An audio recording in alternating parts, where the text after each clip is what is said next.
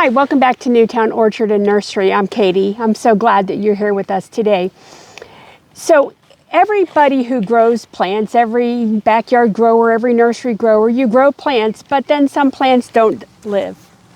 And so during the spring sales rush, what we like to do is just take any plants that are not up to our standards and we put them aside. Some of them need a little bit more babying and some of them are just flat out not going to make it. And now that we've kind of slowed down, it's actually 4th of July, Happy Independence Day.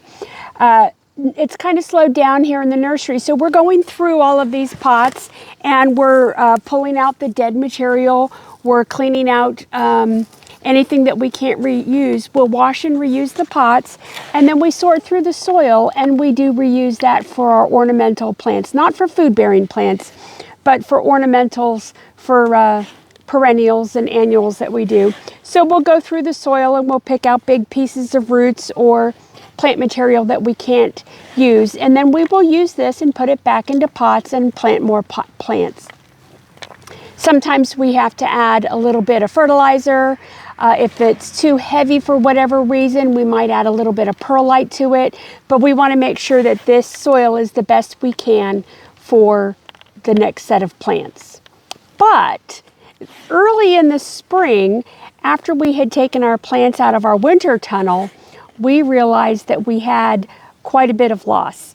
So we overwintered a couple thousand plants, but there were maybe 150 to 200 pots with plants that didn't make it. So we took all of those out, put them in a great big tote, mixed all that soil together, and we decided we were going to build a sunflower garden. So come along with us. We're going to show you month by month how that garden, the sunflowers came out. We have a little bit of an unsightly place in our farm, as most farmers have, that we wanted to hide. We have a water spigot we wanted to hide. And then we also have an inflatable pool that we put up during the summer so that as John and I are working out on the farm in the hot summer days, we can just dip into the pool and cool off. But we don't want our neighbors to see us do that. So we wanted to build this sunflower garden for some privacy. So come along and we'll show you how it's done. Be sure to wait to the end to see the final result.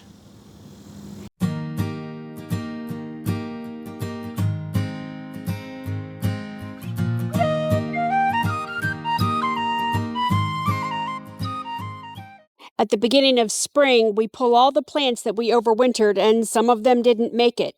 What do we do with those pots and the soil?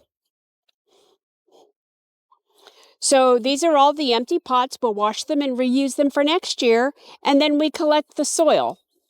This year, we are making a sunflower bed. This is our wellhead and our irrigation spigot for our nursery, and then behind it is a pile of junk that just every farmer we know can't get away without having a pile of junk somewhere. And we're going to use the sunflower bed to hide these things. The sunflowers will be to the left of this picture, and then to the right is where we're going to have our little blow-up swimming pool later in the summer. Okay, so we decided that we wanted to make this about 4 feet wide and 8 feet long, and we put some cardboard down, and then we just dumped all of that soil from those pots on. We used some landscape timbers for the edging.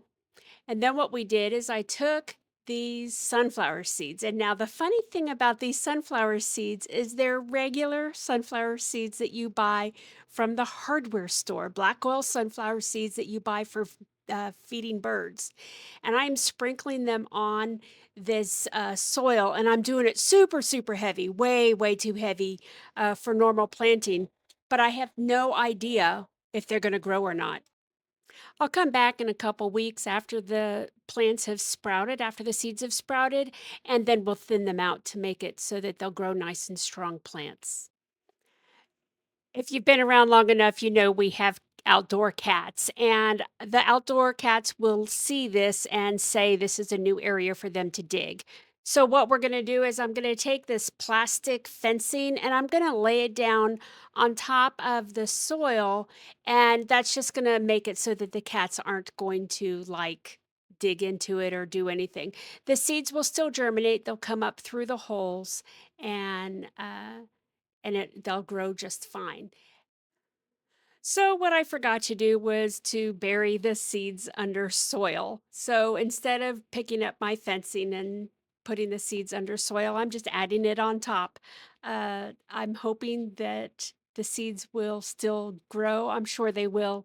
Seeds want to grow, plants want to grow, and I think that this will be enough soil to just dump. I'm just sprinkling it on top of where the seeds are. These seeds are big seeds, so they want to be about a half an inch under the soil, and I think that's about what I'm doing here. And since I planted so deep, I'm sure it'll be fine. If I miss a seed here or there that doesn't get covered in soil, I have so many extra seeds that surely their next door neighbor's seed will be growing and it will sprout. Let me give it some water and we should be good to go. So today is 1 week later. Today's Saturday, May 2nd, and look at all of these sprouts. I am just blown away by how many of those seeds germinated. I really thought I would get maybe one out of every 10 seeds to actually grow, but looks like we're doing pretty well. I'm very, very excited. I'm going to wait a little while longer, maybe another week at least, before I start thinning these out. Today is May 24th, and look at these plants. So the very bottom row, I've already thinned out some. I thinned out a few last week. I thought I was recording a video, but you get a still picture instead. So I pulled out at this time over 100 plants, and I am giving those away to some friends at church. You can see here after I've thinned them out, there probably could be thinned even more, but I just don't have the heart to pull those out. So I did some super thin and some a little less thin, and it's just an experiment to see what grows. So now here, this is the 31st of May, another week, and they are growing, and even the ones that are crowded are still growing. Uh, Very excited to see these. It's kind of interesting how the ones that get the morning sun are tallest.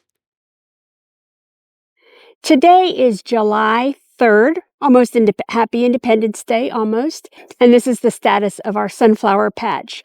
There's probably twice as many flowers here today than there were yesterday. And you can see there's lots more flowers that are getting ready to form. They are stunning. Look at the pattern of those seeds.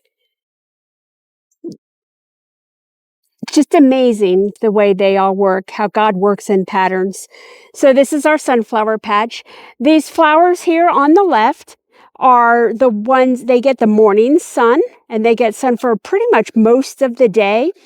And then the evening sun are the ones on the right. And so they're just a little bit shorter. You can see they really, I'm not holding the camera out of angle. The flowers grow on an angle. So you can see that. You can see that swimming pool we have in the back and the spigot when you're up close. But when you're out at the road, you don't see those things. So it is doing what we wanted it to do.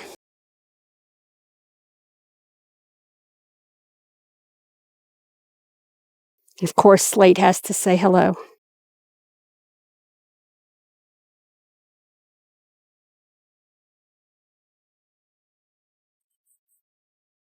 Aren't they just glorious?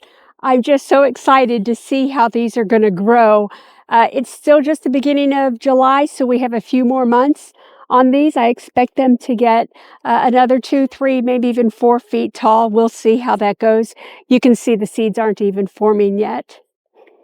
Thanks so much for joining us today as we plant and go through the growth of our sunflower patch. If you like videos like this, please like and subscribe to our channel and let your friends know about us so that we can keep growing and keep bringing more videos to you.